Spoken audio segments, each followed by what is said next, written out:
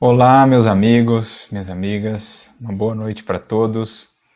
Que Jesus, nosso benfeitor e amigo de todos os momentos, nos abençoe, nos inspire.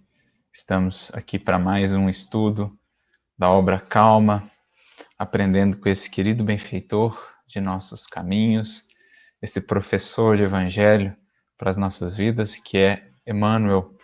E agradecendo aí a presença de todos os amigos que estão conosco, sempre trazendo aí as suas contribuições, o seu carinho fraterno, né? As suas boas vibrações, para que unidos no mesmo diapasão de busca, de sentimento, de ideal, a gente possa crescer juntos, né? Aprender juntos. Então, nosso abraço aqui para o Ronaldo Santana, para Beatriz Palhas, para Elísia Rocha, todo mundo aqui no YouTube, né? O Cláudio Santos, também os amigos do Facebook, aqui a Irene Souza, Irene Sansa, a Jussara Faustino, a Paula Moraes, a Dorinha Bertolani, lá de Bauru.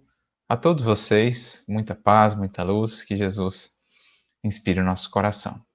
Hoje nós vamos aqui para o capítulo 12 da obra, Relacionamento. E a gente vai ver que, em termos de estrutura, esse capítulo é um pouquinho diferente. Ele não vai ser só aquela composição de parágrafos mais curtos, ele vai ter alguns trechos mais longos e depois alguns parágrafos mais curtos. Então, Emmanuel muda um pouquinho a estrutura do capítulo, nesse capítulo 12, mas, como sempre fazemos, né, começando pelo começo, pelo título, relacionamento. Então, nós vamos falar hoje de um aspecto aí que é essencial na trajetória evolutiva de todo ser, de todo espírito, que é a sua habilidade em se relacionar. O relacionamento ou as relações que estão na base do crescimento, do desenvolvimento do espírito.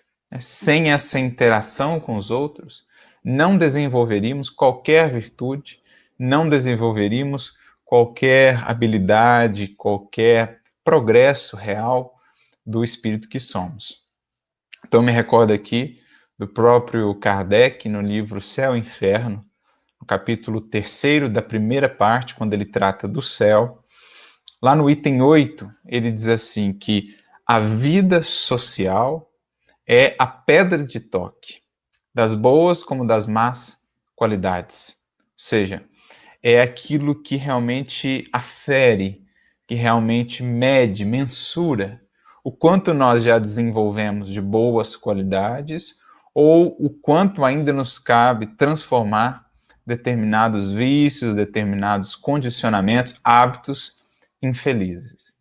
Então, ela é a pedra de toque. Pedra de toque, apenas lembrando, é aquela pedra usada, por exemplo, pelo ourives, né, por aquele que mexe ali com joias, para analisar se aquela peça, determinada peça de metal, é de fato feita de um metal precioso, ou se é apenas uma casca, se é apenas um verniz, né, que é colocado ali, uma cobertura, uma douradura.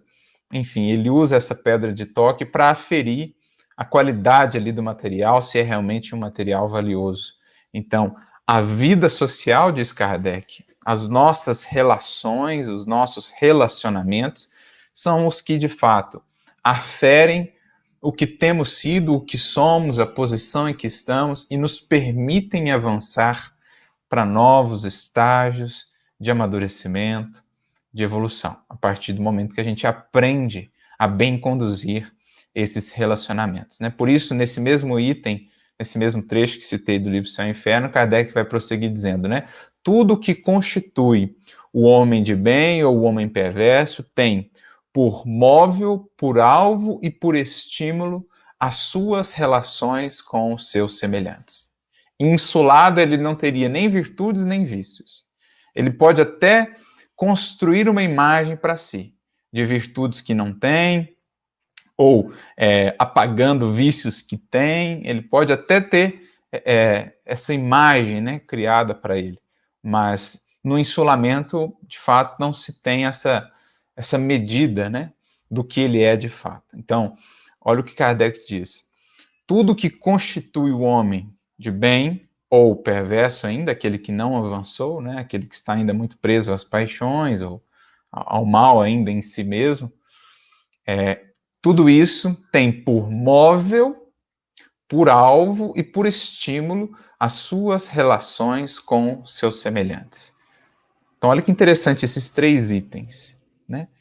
O móvel das nossas ações, o que nos leva a mover de fato, a realizar alguma coisa, né, na criação, o que está por trás desse combustível da alma ou são aí as relações que ele tem para com os outros. Se ele não conhecesse ninguém, se fôssemos somente nós, completamente isolados, faltaria-nos esse combustível que nos propulsiona. Faltaria-nos o estímulo, que é o que Kardec diz também. O que nos leva, o que nos convida a agir são os outros, são as relações com os outros. E o que é o alvo da nossa ação também é essas relações com os outros. Então, esses 3 elementos são importantes, né? As nossas relações, elas estão aí na base, ou elas são o móvel, o estímulo e o alvo de tudo aquilo que a gente vem a realizar. Por isso nós vivemos em sociedade, por isso assim Deus estabeleceu a dinâmica da criação, em que nós precisamos uns dos outros, né? Em que não nascemos todos prontos, em que estamos cada um num estágio aí, e por isso, né, uns já avançaram mais nesse aspecto, outros mais naquele outro, e se complementam, portanto, nesse todo da criação. É o que Kardec também vai trazer para nós lá no Livro dos Espíritos, quando vai tratar da lei de sociedade, uma das leis morais.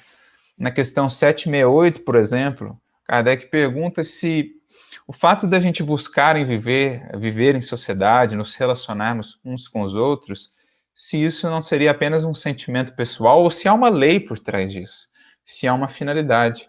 E os espíritos dirão que sim, é a chamada lei de sociedade, né? O homem tem que progredir, dizem eles. Sozinho, isso não lhe é possível porque ele não tem todas as faculdades, ele não tem todas as habilidades, ele também está em desenvolvimento como os demais.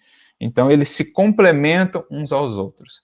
E eles complementam dizendo que insulado, ou seja, quando o homem não aprende a trabalhar esses seus relacionamentos, não aprende a extrair o melhor deles, a fazer deles os relacionamentos mais harmoniosos possíveis, o indivíduo que se isola, que foge dessa convivência harmoniosa, do exercício da fraternidade, da caridade, da relação no bem aí, esse indivíduo que assim vive insulado pelo egoísmo, ou insulado, né, fisicamente mesmo, que foge da convivência com os outros, ele se embrutece e estiola. As consequências do insulamento. Seja um insulamento físico mesmo, quando o indivíduo foge da vida em sociedade. Ou um insulamento espiritual, digamos, quando ele vive insulado, isolado no seu egoísmo mais feroz, mais ferrenho. Quais as consequências disso? Em ambos os casos, embrutecimento e estiolamento. Então ele volta, ou ele dá vazão, ele dá campo à expressão ainda da sua bruteza, é como se ele voltasse ali a uma expressão de animalidade ainda, e ele se estiola, por quê? Faltam-lhe as forças, as energias, os recursos para que ele possa crescer, né? O outro na minha vida é como o adubo, imaginando-nos aqui como uma planta, por exemplo. A planta precisa, para crescer, do sol, da água, do adubo, né, do cuidado do lavrador, muitas vezes. Então, os outros em nossa vida exercem esse papel. Muitas vezes o outro é esse raio de luz solar que me alcança, o Cristo, por exemplo. O outro vai ser o adubo para a minha experiência, seja o adubo da amizade, da fraternidade, do auxílio, seja o adubo das experiências difíceis que o outro me convida a viver, né? Aquele que me fere, aquele que me ofende, ele acaba sendo um adubo. Se eu souber aproveitar isso, ele também me nutre com novos valores, me convida a uma determinada renovação. Enfim, eles vão exercendo para nós esse papel de alimentar o nosso progresso. Se a gente foge disso, a gente estiola, como a flor que murcha, a quem falta ali, a flor que falta os nutrientes, que falta a seiva, ela murcha, ela estiola-se. Assim também cada um de nós. Então, só para ilustrar, a partir do título, a importância de aprendermos essa ciência do relacionamento. a ciência da fraternidade, a ciência de lidar aí coração a coração, recolhendo os materiais que precisamos para o nosso progresso. Então, Emmanuel começa dizendo o seguinte: se dificuldades e provações te visitam no relacionamento com o próximo, não te permitas requentar mágoas no coração. Então, isso aqui lembra, acho que, algo que eu comentei até no último episódio, né? No último capítulo. Quando a gente falou do ressentimento. Então, o requentar mágoas é o ressentimento. Então, olha a palavra, ressentimento. Sentir de novo, e de novo, e de novo, indefinidamente. Entrar num loop, né, em que eu vou alimentando ali em banho-maria, estagnado, acomodado naquela situação de sofrimento, eu vou alimentando aquela mágoa, aquele rancor, aquele ódio. E não há, diante dessas circunstâncias, como manter indefinidamente a saúde, né? Seja saúde espiritual, saúde psíquica, como a própria saúde do corpo. Lá no capítulo 15 mesmo do livro Pensamento e Vida, por exemplo, onde Emmanuel vai tratar da saúde, ele fala do impacto dos estados mentais enfermiços no próprio corpo físico, nos próprios processos de mitose, por exemplo, celular. Emmanuel vai comentar lá. Porque eu estou requentando, eu estou preso nesse loop de um sentimento destrutivo, de emoções que desagregam, né? que ferem o meu mundo interior, o meu psiquismo, as minhas próprias células, porque o pensamento também influencia o corpo somático, a gente aprende isso com a doutrina espírita também, e aí se eu fico nesse loop, daqui a pouco eu adoeço, daqui a pouco eu entro num processo obsessivo, né? Me vinculo a mentes em perturbação, espíritos encarnados, enfim, as consequências são as mais danosas para mim. Então é preciso, quanto antes, sair desse banho-maria, que representa também estagnação, porque muitas vezes a gente se acomoda no sofrimento, né?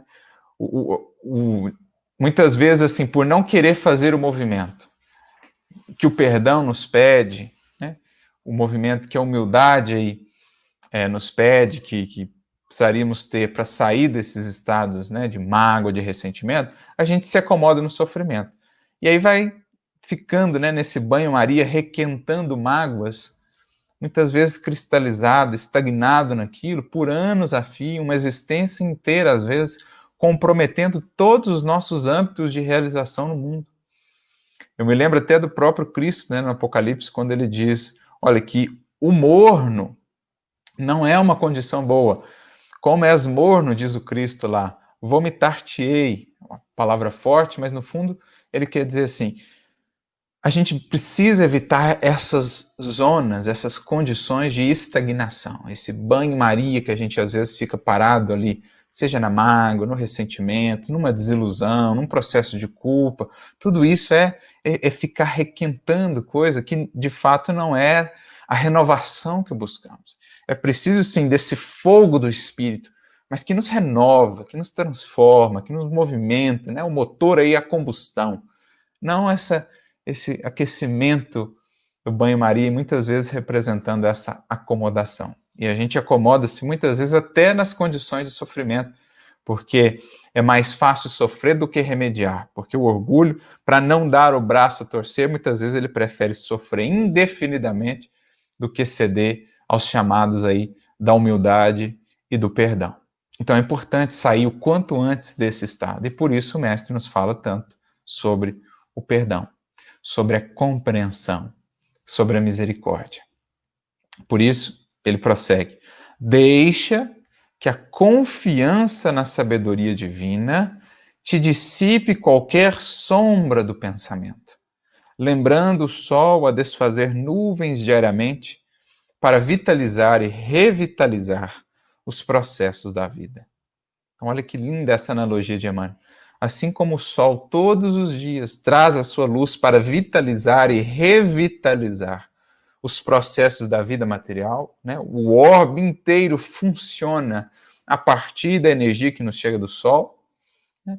Que é acolhida pelas plantas, que é energia, então, que alcança todos os reinos aí, né?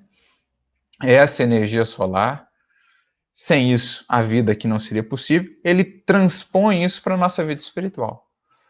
O sol da sabedoria divina é esse que deveria visitar a nossa alma todos os dias para vitalizar e revitalizar os nossos processos interiores de vida. Para a gente sair, né, desse loop, muitas vezes, de sofrimento, de mágoas, de ressentimentos, para a gente dissipar as nuvens de sombras, de inquietação, de revolta, para a gente realmente sentir o calor do amor de Deus, para a gente realmente sentir essa energia que nos move, que nos impulsiona adiante. Todos os dias a gente deveria buscar esse sol da sabedoria divina. E como é que a gente faz isso? Prece, estudo. Vocês percebam que não há segredo nenhum. Sempre a gente indica as mesmas coisas. Prece, estudo, mas prece e estudo constantes, regulares, feito de alma entregue. É o que o mestre quis dizer, nem só de pão viverá o homem, mas de toda palavra que sai da boca de Deus. Eu preciso desse sol da sabedoria divina diariamente, eu preciso abrir as janelas da minha alma para aquele que é a fonte da vida. Então a gente lembra o Evangelho segundo o Espiritismo, no capítulo 17, né? O homem no mundo, a mensagem bonita que tem lá no Evangelho segundo o Espiritismo, e o Espírito lá que traz a mensagem, falando, né, sobre como vivemos aqui no mundo, ele diz que deveríamos elevar o nosso pensamento, remontar o nosso pensamento à fonte de todas as coisas, em tudo o que fizéssemos, para que essa lembrança viesse a santificar cada um de nossos atos. Então, orar a Deus não é simplesmente aquele momento mais formal em que eu paro, né, e falo ali, né, uma oração, expresso através do verbo uma oração. Pensar em Deus, né, guardar aquele sentimento de gratidão a Deus, tudo isso é oração. É a visita desse sol da sabedoria divina que vai dissipando todas as sombras, que vai trazendo um novo influxo de vida. Então a gente precisa todos os dias abrir as janelas da alma. Mas a mágoa é o cadeado fechado, né? Mas o orgulho que a gente não quer tentar renovar ali é essa janela fechada. Então a gente precisa aprender a recorrer às chaves da humildade e do sincero desejo, né, de crescer, de aprendermos, para abrirmos sempre a nossa alma a essa luz solar de Deus, do Criador. Para isso, é imperioso que a compreensão te presida os impulsos. E a compreensão te fará saber que os outros são criaturas autônomas, gravitando sempre na direção de objetivos diferentes dos teus. Então, para que eu consiga renovar os meus relacionamentos, eu preciso que a compreensão presida os meus impulsos. Então, não mais relacionamentos pautados apenas nas paixões, nos interesses pessoais, né? Naquilo que vem lá da animalidade, aquela sensação de posse sobre o outro, né? Aquela busca de atender apenas ao sensorial, não. Agora eu preciso que a compreensão que vem do alto, que vem dessa comunhão com o divino, que ela possa alcançar os meus relacionamentos, todos eles, renovando-os, tirando-os apenas desse âmbito dos impulsos, o impulso da sexualidade, o impulso do interesse pessoal, do egoísmo. Muitas vezes é isso que está regendo as nossas relações. Não. Quando eu passo a acolher a luz solar do Evangelho, ela alcança as minhas relações e as eleva, né? Ainda que o outro mantenha-se em outras buscas nessa mesma relação, mas de minha parte eu já começo a ter uma perspectiva diferente, a lidar, a proceder nesse relacionamento de maneira diferente, sendo conduzido pela compreensão. Então a compreensão, ela vai me fazer agora olhar para o outro como ser que é, com a sua individualidade, com a sua particularidade, vai me trazer esse senso de alteridade, de respeito ao outro, de entendimento do patamar, da busca, da condição do outro, vai me fazer realmente dar ao outro o direito de ser quem ele é, dar a ele autonomia, liberdade. É aí que o meu relacionamento, os meus relacionamentos deixam de repetir aquele velho padrão multissecular, né? do relacionamento entendido como algema, como possessividade, como algo, como filho do ciúme, do exclusivismo, não. O meu relacionamento, seja na conjugalidade, seja entre familiares, seja com pessoas conhecidas, ele vai alçando-se ao patamar do laço realmente, que é flexível, porém indestrutível, mas que dá espaço para o outro, para que o outro seja o que ele é. Não exige dele que ele seja um reflexo de nós mesmos, dos nossos quereres, do nosso modo de ver e de entender a vida. Meu relacionamento deixa de ser algema para ser laço, né? E por isso ainda muito mais indestrutível, mas também flexível no sentido de dar autonomia, de dar liberdade ao outro. Porque enquanto o meu relacionamento é pautado ainda nesse espírito de possessividade, de impulso, na conjugalidade eu sempre estou ali, né, preso aos fantasmas ou do ciúme, ou da possessividade, ou da imposição, né? No relacionamento com os meus familiares, eu estou preso ainda muito ao egoísmo, ao exclusivismo familiar, meus relacionamentos estão sempre presos ainda a essa estreiteza. Mas se eu consigo renovar isso à luz da compreensão, tudo isso vai se tornando mais suave, né? mais proveitoso, pelo menos de nossa parte, nessa relação. Então, a compreensão que o Evangelho nos traz precisa penetrar, permear aí os nossos relacionamentos, as nossas relações, renovando, sublimando-os. A certeza disso te livrará da solidão negativa, capaz de induzir-te a desânimo e desespero. Ele põe aqui solidão negativa, porque, claro, existe uma solidão positiva, né, cultivada em determinados momentos, que é a solidão, por exemplo, quando você busca a prece, você com você mesmo e com Deus, a solidão de um estudo, quando você tem ali o seu momento de estudo, de reflexão, de meditação.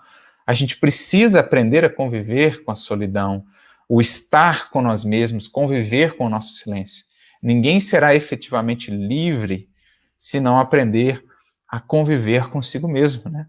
Nesse seu mundo interior, no silêncio, na solidão. Claro que conservar a solidão a todo tempo, aí é um problema, aí ela vira essa solidão negativa.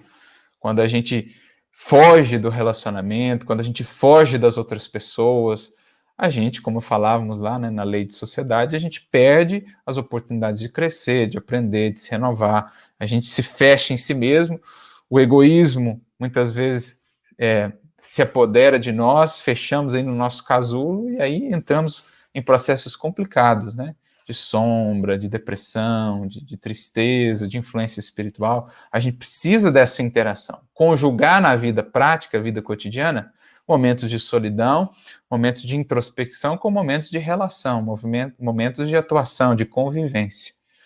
Agora, quanto mais maduros estão esses nossos relacionamentos, mais a gente foge dessa solidão negativa, que nasce do egoísmo, que nasce da decepção em relação ao outro, que me faz me afastar, né, da experiência, da convivência com o outro. Não, mas a gente aprende a entender os outros, a estar com os outros, respeitando as suas condições, né, compreendendo a sua caminhada, as suas escolhas, e a gente vai se imunizando contra as decepções, as desilusões, as tristezas que nascem desse relacionamento ainda muito governado pelos impulsos, pelo egoísmo, né? Pelo querer converter o outro ao nosso modo de ser.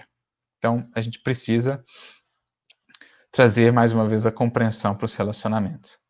A verdade nos ensina que ninguém realiza o bem e nem caminha para o bem sem os outros. É o que falamos. Mas, porque isso aconteça, ninguém pode exigir que os outros lhe carreguem a existência nas sendas a percorrer. Ninguém progride sem ninguém. Ninguém realiza uma obra de verdadeiro bem no mundo sozinho. Alguém poderá falar, mas eu fiz tudo aquilo sozinho. Será mesmo? Será que você não esqueceu aí de toda uma corte de espíritos, de benfeitores que estavam te inspirando, te amparando? Será que você não esqueceu de uma série de outros personagens anônimos, né, que indiretamente estavam ali contribuindo contigo? né? Aqueles que preparam o seu alimento, aqueles que preparam o seu vestuário, aqueles que construíram o seu lar, eles colaboraram com a sua obra. Então, ninguém faz nada de bom, de duradouro, que alimenta o progresso do mundo sem auxílio das outras pessoas. Mas daí a exigir, né, que elas, como ele diz aqui, né, que os outros lhe carreguem a existência nas sendas da pecuária.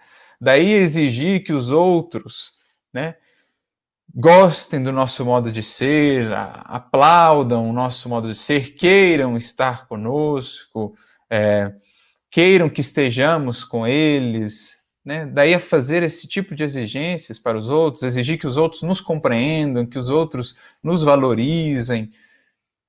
Aí a gente ainda não entendeu o que é essa dinâmica, né? Porque a nossa paz, o nosso equilíbrio, ela nascerá fundamentalmente da nossa relação com a nossa consciência, da nossa relação com Deus e do melhor que foi feito em relação ao próximo. Isso independe da posição, das escolhas, dos caminhos dos outros, né? Se vem o retorno da gratidão, se o outro quer realmente caminhar conosco, quer nos amparar e tal, que bênção, uma alegria. Mas a nossa felicidade, o nosso progredir não pode depender dessas definições e dessas escolhas do outro. É o que Jesus disse para Pedro e que se aplica, no fundo, a todos nós. Se o outro não está te entendendo, se o outro não está querendo progredir, se o outro não está querendo renovar, que te importa a ti? Segue-me tu. Ampara o outro naquilo que é possível, mas não exija que o outro fique aí carregando, né, esses fardos de gratidão que você quer colocar sobre os ombros dele. Não. A gratidão, ela só nasce verdadeira quando ela é espontânea, quando a gente não precisa forçar nada. Essa é a gratidão, que é o perfume da vida. No mais, quando é forçada, aí não é verdadeira, não é sincera. E às vezes a gente fica colocando esse peso, esses fardos nos ombros dos outros, né? Exigindo que nos entendam, exigindo que realmente façam o que esperamos, que nos agradeçam por isso e por aquilo outro. Não. Se o outro quiser levar com ele a sua lembrança nos seus caminhos, aí sim, que bênção. Se o outro quiser levar a lembrança de ti com ele nas suas caminhadas, nas sendas que vai trilhar, que bênção. Se o outro quiser caminhar lado a lado contigo na jornada, que bênção. Se não, ele é filho de Deus. São muitos, são todos os caminhos aí. No fundo, haverão de conduzir a Deus. Segue o seu, segue aquilo que a tua consciência te aponta, aquilo que a bússola do teu coração te conduz a seguir e vai adiante, né? Mais cedo ou mais tarde, nossos caminhos se reencontram e, no fundo, quem ama nunca estará distante do ser amado, por mais que esse ser amado queira percorrer outros caminhos. A gente vê isso quantas vezes nas histórias de André Luiz, nas histórias que a gente vê nas reuniões mediúnicas, né? Espíritos que estão acompanhando aí os seus seres amados à distância há tanto tempo, esperando que um dia eles queiram realmente alçar-se aos planos em que já estão. Um exemplo. Veja lá o caso de Matilde no livro Libertação. Aguardando o Gregório, 5 séculos. Ele escolheu trilhar outros corações, ela deu a ele essa autonomia, mas ficou ali acompanhando, né? Porque o amor é um laço flexível, mas indestrutível. Ela ficou acompanhando no momento propício, que ele começou a abrir campo para a renovação, ela atuou. E aí, né, aqueles corações se reencontraram para seguirem na jornada. Então, é aprender a dar ao outro essa autonomia. Os outros serão nossos cooperadores, intérpretes, associados e companheiros, enquanto isso se lhes faça possível, ocorrendo o mesmo conosco em relação a eles. À vista disso, ama os amigos sem prendê-los, sem escravizá-los, sem prendê-los, porque o amor é liberdade, no sentido de que dá ao outro essa autonomia de ser o que é. O amor, ele segue sempre alimentando o melhor no outro, mas respeitando profundamente as escolhas desse outro, né? O amor jamais se destrói, jamais passará, como diz o apóstolo Paulo, né? Mas ele sabe profundamente também esperar, aguardar o outro nas experiências que elegeu para si. Então, às vezes você tem lá aquele que foi seu cooperador por um tempo, agora ele não quer ser mais. É um coração querido, quis seguir outros caminhos. Pois bem, que seja feliz nos seus caminhos. Isso em nada arranha ou deveria arranhar a nossa amizade. né? A gente vê o próprio mestre, por exemplo, o seu exemplo maior de como lidar com os amigos. Ele que deu tudo aos corações amigos. No momento que mais precisou, eles se afastaram.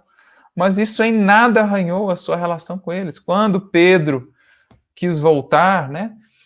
Ele acolheu ali os discípulos com todo carinho, foi ter com eles, né? Os amparando, os inspirando para a tarefa que lhes cabia no Evangelho. Então, ele deixou eles seguirem os caminhos e aguardou. O amor sabe esperar, o amor sabe alimentar o que há de melhor. Esse terá sido o sustentáculo de tuas esperanças por muito tempo. Entretanto, é possível surja um dia em que não consiga permanecer inteiramente ao teu lado, em face de novas tarefas que lhe despontam na senda. Outro te entendia os propósitos até ontem. No entanto, experiências que se lhe fizeram necessárias alteraram-lhe provisoriamente os raciocínios. Aceita-os quais se mostram, continuando a agir no exercício do bem e seguindo adiante na construção da vida melhor em ti mesmo. Ou seja, o que te importa a ti? Se ele se afastou, se ele quis seguir outros caminhos, segue investindo no teu progresso aí, né, investindo na construção do bem, dessa vida melhor em ti mesmo, porque assim você vai estar mais ainda, ou melhor ainda, contribuindo para com aquele coração querido, mesmo à distância. Quando ele retornar, quando os caminhos se cruzarem novamente, o encontro será ainda mais alegre, porque você terá avançado mais na senda da compreensão e o amor estará ainda mais depurado, a amizade será ainda fonte de maiores alegrias. Então é o que Jesus fala para Simão Pedro, né? Talvez refletindo o que ele mesmo demonstraria pouco tempo depois. Isso está no diálogo de Jesus com Simão Pedro lá no livro Boa Nova, capítulo 12, em que Jesus fala assim, né, que o nosso coração deve ser sempre uma sala aberta aos nossos amigos, a esses laços misteriosos que nos conduzem a Deus. Que os melhores momentos da nossa vida nós os gastamos buscando alegrar as suas vidas, melhorar as suas vidas, mas que, ainda que esses amigos venham se afastar de nós, ou mesmo se tornar nossos adversários, jamais poderão nos tomar aquilo que é o tesouro mais valioso, o que lhes fizemos de bem, o bem que buscamos levar até eles. Isso deve ser a nutrição da nossa alma, não o retorno, não a expectativa sobre o reconhecimento, não. O que nos alegra é o que de bom já demos algum dia a ele, as horas que gastamos naquela amizade, o que já investimos naquele coração, isso é o que nos nutre, né? Ainda que ele se afastasse, ainda que ele se convertesse em nossos algozes, diz lá Jesus, não poderiam jamais nos tirar essa alegria de algo já lhes ter feito de bom. Essa é a grande alegria da amizade. A amizade, o seu tesouro maior não está naquilo que a gente recebe, mas naquilo que a gente dá. Porque a amizade é partilhar. A amizade é partilha. É quando eu dou o meu melhor aos meus amigos. O próprio mestre, quando no discurso que ele tem ali na última ceia, como está lá no Evangelho de João, ele fala, já não mais vos chamo servos, mas amigos. Né? Jesus elege o título de amigos aí como o maior de todos os títulos, junto ao de irmão, talvez. E Jesus diz assim, já não vos chamo mais servos, mas amigos, porque tudo quanto eu conheci, tudo quanto eu recebi de meu Pai, vos dei a conhecer. Então nós temos aí uma definição de amizade do próprio Cristo. Para o Cristo, o que é amizade? É aquele que aprende a compartilhar o que tem de melhor com seus amigos, sem esperar em nada, né? Em termos de retorno desses amigos. Como ele fez? Ele compartilhou o que tinha de melhor com eles. As suas lições, o seu amor, a sua presença, a sua amizade. No momento que ele mais precisou, eles faltaram.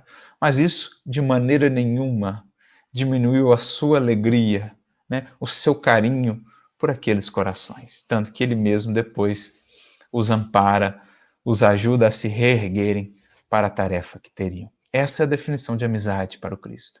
É dar o que há de mais precioso, não de posses materiais, não de valores exteriores, estou falando internamente.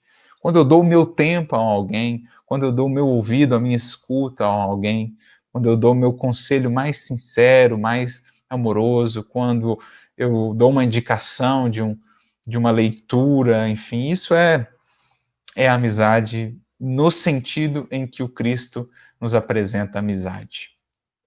E ele dá, contando com alegria que daí por diante passa a ser sempre dele, de algo ter dado, por mais que o outro ainda não consiga entender. Um dia certamente entenderá, porque toda sementeira de amor, ela não se perde jamais. Nenhuma sementeira de amor se perde. Um dia há de frutificar. Qualquer semente de amor lançada num coração, um dia há de se converter num fruto. É esse o espírito que nós estamos dependendo aqui das orientações de Emmanuel. Ninguém aprende algo de bom e nem melhora a si mesmo sem os outros.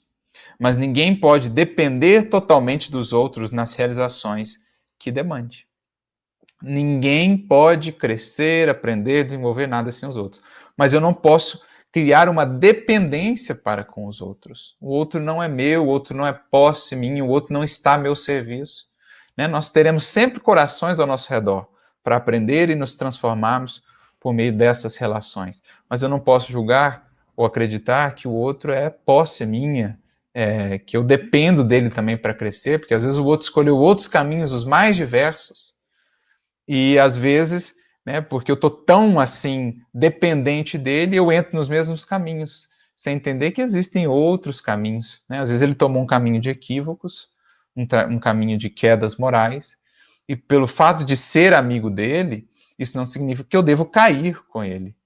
Eu posso estender a mão, devo estender a mão, mas eu não preciso seguir por aqueles mesmos caminhos, Essa é a ideia. Relação, sim, dependência, não. Isso é muito importante a gente perceber na conjugalidade.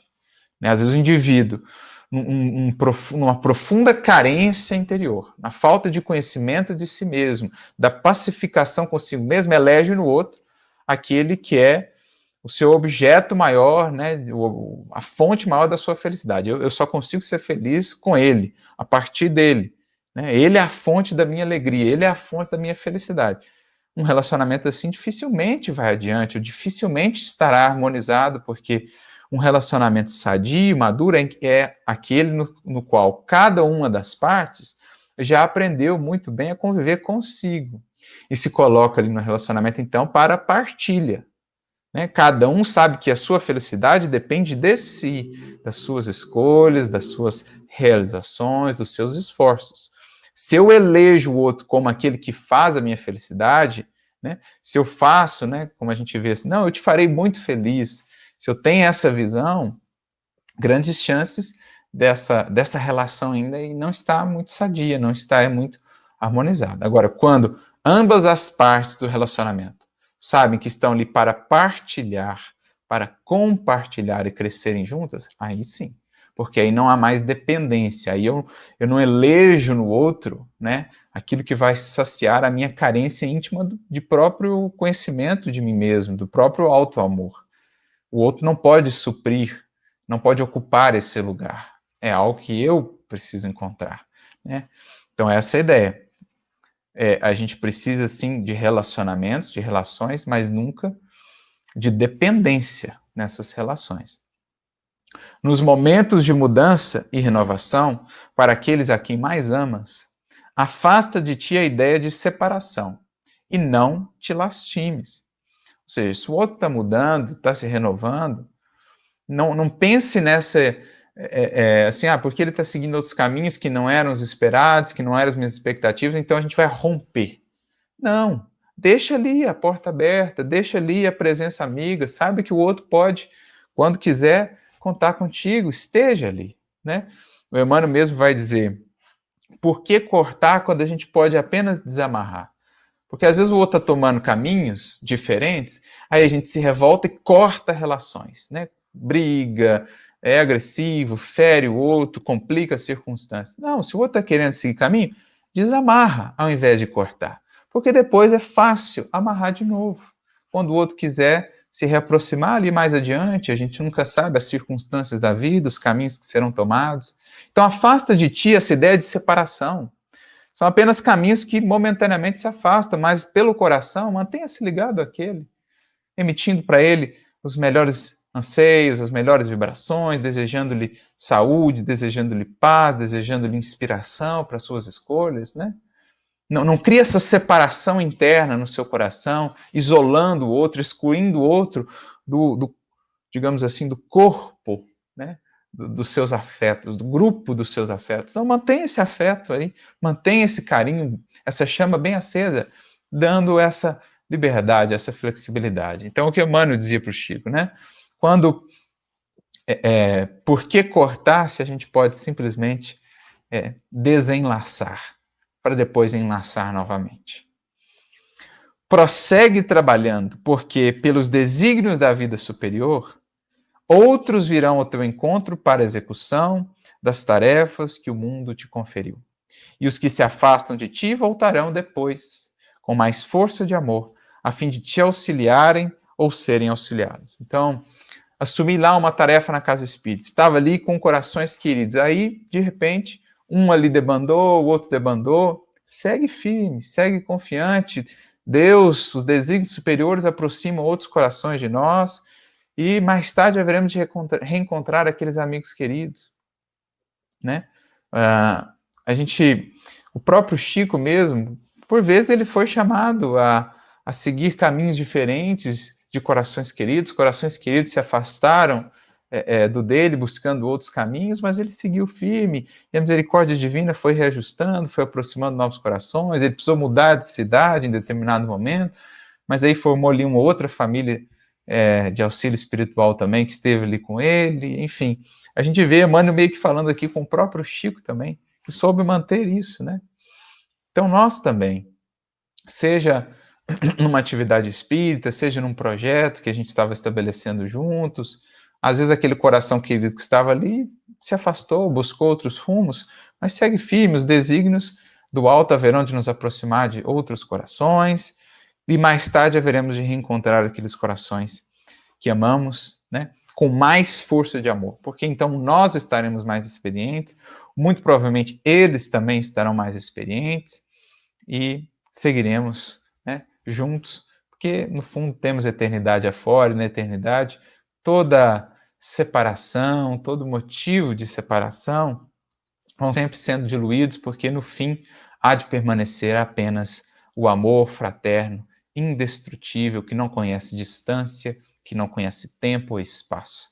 Isso é o que há de prevalecer lá na eternidade. Até lá nós estamos construindo pelos vários caminhos que cada um vamos percorrendo.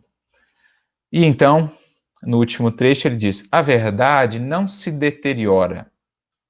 A verdade é o que ela é, eterna e imutável como o próprio Criador. Por mais que eu queira manipular, moldar a verdade aos meus interesses, ela não se deteriora. Eu nada posso contra a verdade, diria Paulo, apenas a favor dela. Não acredito na lei de gravidade. Isso não altera em nada a verdade da lei de gravidade. Não acredito na reencarnação. Isso não altera em nada a verdade da lei de reencarnação. Não acredito em Deus. Isso não altera em nada a realidade da presença divina a conduzir os nossos destinos. Então a verdade não se deteriora. Somente perde os seres queridos aquele que possessivamente os procura. Então, se eu não respeito esse movimento do outro, esse espaço do outro, essa autonomia do outro, e quero sufocá-lo nesse relacionamento, aí eu mais o afasto ainda. Aí eu mais deterioro, prejudico esse relacionamento ainda. Então, somente pede esses seres queridos aquele que possessivamente os procura. Agora, aquele outro que sabe dar esse espaço, que sabe que o amor é laço libertador e indestrutível, né? E sabe que o amor não conhece distâncias, não conhece separação, nem mesmo a da morte, esse sabe que estará junto ao coração amado, onde quer que ele esteja, nos caminhos que tenha seguido, mesmo se já tenha partido antes de nós. Essa é uma verdade, né, do universo que não se deteriora. O amor não se deteriora. O amor, se é verdadeiro, ele não conhece espaço, tempo, nem mesmo a morte o pode destruir ou arranhar. Essa é uma verdade que não se deteriora. Verdade essa profundamente consoladora, quando a entendemos. Quando compreendemos que no amor ou em amando vivemos já no clima da eternidade. Estamos sempre juntos do ser amado quando nos propomos a amar. Agora, se o meu amor reflete ainda muito possessividade, egoísmo, né? Esse sufocamento do outro, esse querer moldar o outro ao nosso entendimento, ao nosso modo de ser, aí eu abalo muitas vezes essa relação, eu complico, eu dificulto ainda mais, afasto o outro ainda mais, o que vai dar mais trabalho depois para reajustar, né? Para refazer. O amor, ele se assenta na renúncia, que é o que Jesus diz a Simão Pedro lá no capítulo 12 do livro Boa Nova. É a sua própria essência, né? A sua própria razão de ser. O amor verdadeiro é aquele que renuncia, ele se alegra com o doar. Ele sabe alimentar, nutrir o coração amado onde quer que ele esteja. Então, né, seguindo, ele diz: somente pede os seres queridos aquele que possessivamente os procura, quando se fazem distantes, porquanto quem ama, ama sempre, de tal modo que, ainda mesmo quando os corações amados se distanciam, seja porque seguiram outros caminhos, seja porque partiram antes de nós para a vida espiritual, o coração que ama prossegue amando-os e abençoando-os, sabendo conscientemente que, pelas forças do Espírito, jamais deles se afastará. Assim foi com Cristo, que amou os discípulos e segue amando a cada um de nós sempre. Onde quer que ele esteja agora, o seu amor nos alcança, porque o amor não conhece distância, nem tempo, nem qualquer barreira. Ele seguiu amando Pedro, João, Tiago, Tomé, todos os discípulos, quando estes se afastaram dele no jardim do Getsemane. E seguiu amando-os tanto que depois da cruz não conseguiram se afastar dele. Continuaram pensando e pensando nele, e esse seu amor, que jamais se abalou, foi o que de fato os congregou novamente para a obra do Evangelho. Porque aquele que ama, ele marcou para sempre o coração amado. Mais cedo ou mais tarde, aquele coração amado vai ali estar junto com ele também nesse relacionamento que há de permanecer para a eternidade afora, que é o do amor fraterno. O amor libertando conquista. O amor renunciando atrai. O amor, né, doando se enriquece. Essa é a grande dinâmica, é a verdade que não se deteriora na criação divina e é o que Jesus nos ensinou. Quando dele temos nos afastado muitas vezes ao longo das várias existências, porque ele segue nos amando apesar da distância que nós mesmos buscamos, é que nós, repetidas vezes, voltamos, buscamos e sentimos a necessidade de estar mais junto dele. Porque o amor é como a gravidade, é como a força da gravitação atraindo, né, os corações amados para que possam realmente se nutrir dessa força, a força do amor. Era isso, amigos. Eram essas as nossas reflexões de hoje. Que a gente possa realmente enriquecer cada uma de nossas relações, seja conjugal, seja na família, seja no trabalho, seja no centro espírita, que a gente possa enriquecer esses relacionamentos com a compreensão, com essa força do amor, porque então serão verdadeiros canais, né, de aprendizado, de enriquecimento mútuo para as duas partes aí envolvidas. Que Jesus nos inspire sempre nessa busca. Agradecendo aqui a todos que estiveram então conosco, as suas contribuições, os comentários. Vamos ver aqui se temos alguma dúvida, algum comentário.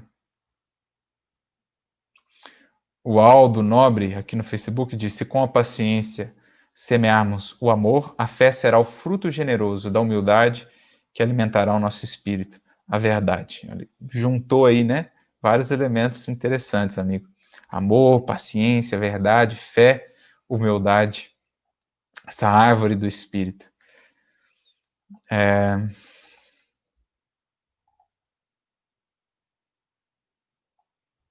Vamos ver aqui.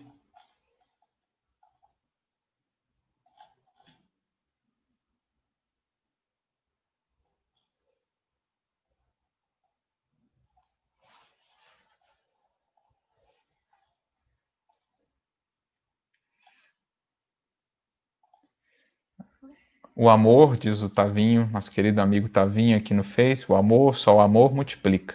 Tudo que ele toca, ele multiplica e eterniza. Né? O tempo só conserva aquilo que foi feito por amor, já dizia Alta de Souza. A Patrícia, querida amiga aqui no YouTube, aprenda a viver contente em toda e qualquer situação. Boa lembrança do estudo que nós fizemos ontem, né, de Paulo, Caminho, Verdade e Vida 29, contentar-se. A Tâmara, querida amiga também aqui no YouTube, é que não sabemos esperar o tempo do outro. Temos muito a aprender. Exatamente, querida. Com o Cristo, né, a gente vai aprendendo essa ciência do esperar. Paulo mesmo vai definir muito bem o amor, capítulo 13 da sua primeira carta aos Coríntios. O amor tudo espera, o amor tudo suporta, o amor tudo crê, o amor tudo sofre no sentido de tudo vivencia. Realmente, o amor sabe esperar e sabe seguir alimentando o que há de melhor no coração amado.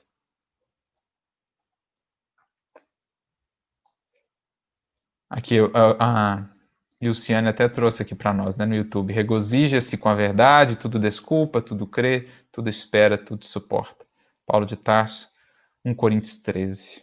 Enfim, amigos, para não tomar muito tempo de vocês, agradecemos pelo carinho, por todos os comentários que nos foram trazidos aqui. Um abraço fraterno para todos vocês.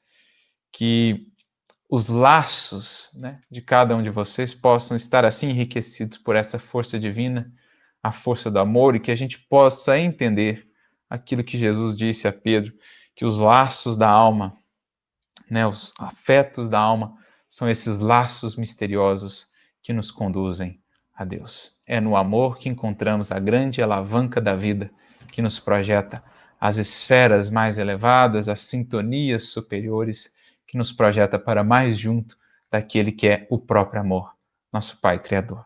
Que Ele abençoe e inspire a cada um de vocês. Um grande abraço e até semana que vem, dando prosseguimento com os nossos estudos. Muita paz.